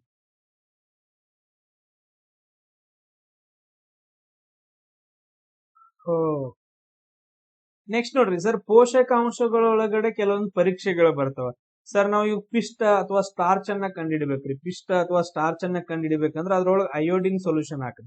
ಪಿಷ್ಟದೊಳಗಡೆ ಏನಂತಂದ್ರೆ ಅಯೋಡಿನ್ ಸೊಲ್ಯೂಷನ್ ಎಲ್ಲಾದ್ರೂ ಮಿಕ್ಸ್ ಮಾಡ್ರಿ ಅಂತಂದ್ರೆ ಅದ್ರ ಬಣ್ಣ ನೀಲಿ ಕಪ್ಪು ಬಣ್ಣ ಆಗತ್ತ. ಹಂಗೆಲ್ಲಾದ್ರೂ ಆಯ್ತು ಅಂತಂದ್ರೆ ಅದ್ರೊಳಗಡೆ ಪಿಷ್ಟ ಅಥವಾ ಸ್ಟಾರ್ಚ್ ಐತಿ ಅಂತಂದೇಳಿ. ಸರ್ ಈಗ ನಾವು ಪ್ರೋಟೀನ್ ಅನ್ನ ಹೆಂಗ್ ಕಂಡಿಡೋದು? ಸರ್ ಪ್ರೋಟೀನ್ ಇರುವಂತ ಪದಾರ್ಥಗಳನ್ನ ತಗೊಳ್ರಿ. ಆ ಪದಾರ್ಥದೊಳಗಡೆ ಏನ್ ಮಾಡ್ರಿ ಅಂದ್ರೆ COSO4 ಮತ್ತು NaOH ಅನ್ನ ಹಾಕ್ರಿ. ಅಂದ್ರ ಏನಂತ ಹೇಳ್ತೀವಿ? CuSO4 ಅಂತಂದ್ರೆ ಕಾಪರ್ ಸಲ್ಫೇಟ್. ಬರ್ಕೊಳ್ಳಿ ಸೈಡ್ಗೆ, ಕಾಪರ್ ಸಲ್ಫೇಟ್ ಅಂತ ಕರಿತೀವಿ, ಕಾಪರ್ ಸಲ್ಫೇಟ್. ಅದಾದ ನಂತರ NaOH ಅಂತಂದ್ರೆ ಸೋಡಿಯಂ ಹೈಡ್ರಾಕ್ಸೈಡ್. ಇದು ಎರಡದ್ದು ಮಿಶ್ರಣವನ್ನ ಹಾಕಿದ್ರಿ ಅಂತಂದ ಹೇಳಿದ್ರ ಅದು ಯಾವ ಬಣ್ಣಕ್ಕೆ ತೆರಳುತ್ತ? ನೇರಳೆ ಬಣ್ಣಕ್ಕೆ ತೆರಳುತ್ತ. ಸೊ ಅಂದ್ರೆ ಅದ್ರೊಳಗಡೆ ಪ್ರೋಟೀನ್ ಕಂಟೆಂಟ್ ಐತಿ ಅನ್ನಂಗ. ಅದಾದ ನಂತರ ಈ ಟೆಸ್ಟ್ ಅನ್ನ ಇನ್ನೊಂದು ಹೆಸರಿಂದ ಕರೀತಾರ, ಬಯೋರ್ವೆಟ್ ಟೆಸ್ಟ್ ಅಂತ ಕರೀತಾರ. ಈ ಟೆಸ್ಟ್ ಅನ್ನ ಇದಕ್ಕೆ ಇನ್ನೊಂದು ಹೆಸರನ್ನ ಕೊಡ್ತಾರ, ಬಯೋರ್ವೆಟ್ ಟೆಸ್ಟ್ ಅಂತಂದೇಳಿ. ಕೇಳ್ತಾರೆ ಡೈರೆಕ್ಟ್ ಆಗಿ, ಪ್ರೋಟೀನ್ ಅನ್ನ ಯಾವ ಟೆಸ್ಟ್ ಇಂದ ಕಂಡಿಡ್ತಾರ ಅಂತಂದ್ರೆ ಬಯೋರ್ವೆಟ್ ಟೆಸ್ಟ್ ಇಂದ ಕಂಡಿಡ್ತಾರ ಅಂತಂದೇಳಿ. BP ಅಥವಾ BP ಅಂತ ಕಂಡಿಡ್ಕೊಳ್ರಿ, BP. ನೆಕ್ಸ್ಟ್ ಒಂದು ಆಹಾರದೊಳಗಡೆ ಫ್ಯಾಟ್ ಐತಿಲ್ಲೋ ಹೆಂಗ್ ಚೆಕ್ ಮಾಡ್ತಾರೆ? ಅಂದ್ರೆ ಒಂದು ಆಹಾರವನ್ನ ಬಿಳಿ ಕಾಗದ ಮೇಲೆ ಉಜ್ಜುತ್ತಾರ. ಅವಾಗ ಆಯಿಲಿ ಸ್ಪಾಟ್ ಎಲ್ಲಾದ್ರೂ ಇತ್ತು ಅಂತಂದ ಹೇಳಿದ್ರೆ ಸಿಂಪಲ್ ಆಗಿ ಇದ್ರೊಳಗಡೆ ಫ್ಯಾಟ್ ಐತಿ ಅಂತಂದ್ ಹೇಳ್ತಾರ. ಅವ್ ಮೇಲ್ಗಡೆ ಎರಡು ಏನಿದಾವಲ್ಲ ಅವು ಬಹಳ ಇಂಪಾರ್ಟೆಂಟ್. ಒಂದು ಅಯೋಡಿನ್ ಟೆಸ್ಟ್ ಪಿಷ್ಟ ಕಂಡಿಡಿಯಾಕ, ಆಮೇಲೆ ಇನ್ನೊಂದ್ ಯಾವ್ದು ಕೊಬ್ಬನ್ನ ಕಂಡಿಡಿಯೋದು ಇಂಪಾರ್ಟೆಂಟ್, ಅದು ಈಸಿ ಆಯ್ತು. ಅದಾದ ನಂತರ ಪ್ರೋಟೀನ್ ಕಂಡಿಡಿಯೋದು ಬಯೋರ್ವೆಟ್ ಟೆಸ್ಟ್ ಅಂತಂದ್ ಹೇಳ್ತೀವಿ. ಅದರಲ್ಲಿ ಕಾಪರ್ ಸಲ್ಫೇಟ್ ಮತ್ತು ಸೋಡಿಯಂ ಹೈಡ್ರಾಕ್ಸೈಡ್ ಅನ್ನ ಯೂಸ್ ಮಾಡ್ತಾರ. ಆಮೇಲೆ ಕೆಲವೊಂದು ನಮ್ಮ ನಿತ್ಯ ಜೀವನದಲ್ಲಿ ಬಳಸುವಂತಹ ಪದಾರ್ಥಗಳು ಯಾವ ಅಂತಂದ ಹೇಳಿದ್ರೆ ಬೇಕಿಂಗ್ ಸೋಡಾ ಅಂತ ಕರಿತೀವಿ. ಕ್ವಶನ್ಸ್ ಗಳನ್ನ ಕೇಳ್ತಾರ, ಬೇಕಿಂಗ್ ಸೋಡಾ ಅಂತ ಹೇಳಿ ಕರಿತೀವಿ. ಅದಕ್ಕಿಂತ ಮುಂಚೆ ಕಾಮನ್ ಸಾಲ್ಟ್ ನೋಡ್ಕೊಳ್ಳೋಣ. ಕಾಮನ್ ಸಾಲ್ಟ್ ಅಂತಂದ ಹೇಳಿದ್ರೆ ಅಡಿಗೆ ಉಪ್ಪು. ಈ ಅಡಿಗೆ ಉಪ್ಪನ್ನ ನಾವು ಕಾಮನ್ ಸಾಲ್ಟ್ ಅಂತಾನು ಕರಿತೀವಿ, ಅಥವಾ ಸೋಡಿಯಂ ಕ್ಲೋರೈಡ್ ಅಂತಂದ ಹೇಳಿ NaCl ಅಂತಂದ ಹೇಳಿ ಕರಿತೀವಿ. ಸೊ ಇದು ನಾರ್ಮಲ್ ಆಗಿ ನಾವು ಏನು ಉಪ್ಪು ಯೂಸ್ ಮಾಡ್ತೀವಲ್ಲ ಅದು. ಅದಾದ ನಂತರ ಬೇಕಿಂಗ್ ಸೋಡಾ ಅಂತಂದ ಹೇಳಿದ್ರೆ ಇದನ್ನ ನಾವು ಅಡಿಗೆ ಸೋಡಾ ಅಂತ ಕರಿತೀವಿ. ಅಡಿಗೆದ್ರಲ್ಲೆಲ್ಲ ಹಾಕ್ತಾರ ನೋಡ್ರಿ ಸೋಡಾ, ಅದನ್ನ ನಾವು ಅಡಿಗೆ ಸೋಡಾ ಅಥವಾ ಬೇಕಿಂಗ್ ಸೋಡಾ ಅಂತ ಕರಿತೀವಿ. ಅದ್ರ ಹೆಸರು ಸೋಡಿಯಂ ಬೈಕಾರ್ಬೋನೇಟ್, NaHCO3 ಅಂತಂದ್ ಹೇಳ್ತೀವಿ. ಅದೇ ರೀತಿಯಾಗಿ ಇನ್ನೊಂದು ವಾಷಿಂಗ್ ಸೋಡಾ, ನಾವು ಬಟ್ಟೆಗಳನ್ನೆಲ್ಲ ವಾಶ್ ಮಾಡ್ತೀವಲ್ಲ, ವಾಷಿಂಗ್ ಸೋಡಾ, ಅದನ್ನ ನಾವು ಸೋಡಿಯಂ ಕಾರ್ಬೋನೇಟ್ ಅಂತ ಕರಿತೀವಿ. ಇದನ್ನ Na2CO3 ಅಂತಂದ್ ಹೇಳಿ ಅಷ್ಟ ನೆನ್ಪಿಟ್ಕೊಡ್ರಿ, ಇಷ್ಟೆಲ್ಲ ಬೇಡ. Na2CO3 clear. ಅದಾದ ನಂತರ ಲೈಮ್ ಸ್ಟೋನ್. ಸರ್ ಸುಣ್ಣ ಇರುತ್ತಲ್ರಿ, ಸುಣ್ಣದ ಕಲ್ಲುಗಳು, ಅದನ್ನ ನಾವು ಲೈಮ್ ಸ್ಟೋನ್ ಅಂತ ಕರಿತೀವಿ. ಅದನ್ನ ಕ್ಯಾಲ್ಸಿಯಂ ಕಾರ್ಬೋನೇಟ್ ಅಥವಾ ಕಾಕೋ3 ಅಂದ್ರೆ CaCO3 ಕ್ಯಾಲ್ಸಿಯಂ ಕಾರ್ಬೋನೇಟ್ ಅಂತಂದು ಹೇಳ್ತೀವಿ. ಕ್ಲಿಯರ್. ಆದ್ಮೇಲೆ ನೆಕ್ಸ್ಟ್ ನೋಡ್ರಿ ಬ್ಲೀಚಿಂಗ್ ಪೌಡರ್ ಅಂತಂದು ಹೇಳಿ ಬರುತ್ತೆ. ಕ್ವಶನ್ಸ್ ಗಳನ್ನ ಇವನ್ನೆಲ್ಲ ಕೇಳಿದಾರೆ ನೋಡ್ರಿ. ಬ್ಲೀಚಿಂಗ್ ಪೌಡರ್ ಇದನ್ನ ಕ್ಯಾಲ್ಸಿಯಂ ಆಕ್ಸಿಕ್ಲೋರೈಡ್ ಅಂತ ಕರಿತೀವಿ. CaOCl2 ಅಂತಂದು ಹೇಳಿ ಕರಿತೀವಿ. Calcium oxychloride. Next POP plaster of Paris ಅಂತಂದು ಹೇಳ್ತೀವಲ್ಲ, POP ಇದನ್ನ ನಾವು ಕ್ಯಾಲ್ಸಿಯಂ ಸಲ್ಫೇಟ್ ಹೆಮಿಹೈಡ್ರೇಟ್ ಅಂತಂದು ಹೇಳ್ತೀವಿ. CaSO4 ಇಲ್ಲಿ ನೋಡ್ರಿ ನಾನು ಡೈರೆಕ್ಟ್ ಆಗಿ ಬರೀತೀನಿ, ಇಂಪಾರ್ಟೆಂಟ್ ಇದು. CaSO4.2H2O ಇದನ್ನ ನಾವು ಏನಂತ ಕರಿತೀವಿ ಅಂದ್ರ ಜಿಪ್ಸಮ್ ಅಂತ ಕರಿತೀವಿ. ಏನಂತ ಕರಿತೀವಿ? ಜಿಪ್ಸಮ್. ಸಿಮೆಂಟ್ ತಯಾರಿಕೆಯಲ್ಲೆಲ್ಲ ಬಳಸ್ತಾರ. ಇದನ್ನ ನಾವು ಇದಕ್ಕ ನೀರನ್ನ ಹಾಕಿ ಎಲ್ಲಾದ್ರೂ 150 ಡಿಗ್ರಿ ಸೆಲ್ಸಿಯಸ್ ಒಳಗಡೆ ಹೀಟ್ ಮಾಡಿದ್ವಿ ಅಂತಂದ್ ಹೇಳಿದ್ರ ಅವಾಗ ನಮಗೊಂದು ವಸ್ತು ಸಿಗತ್ತ, CaSO4 half H2O ಅಂತಂದೇಳಿ. ಸೊ ಅಂದ್ರೆ ನೀರ್ ಕಮ್ಮಿ ಆಗತ್ತ, half H2O ಅಂತಂದೇಳಿ.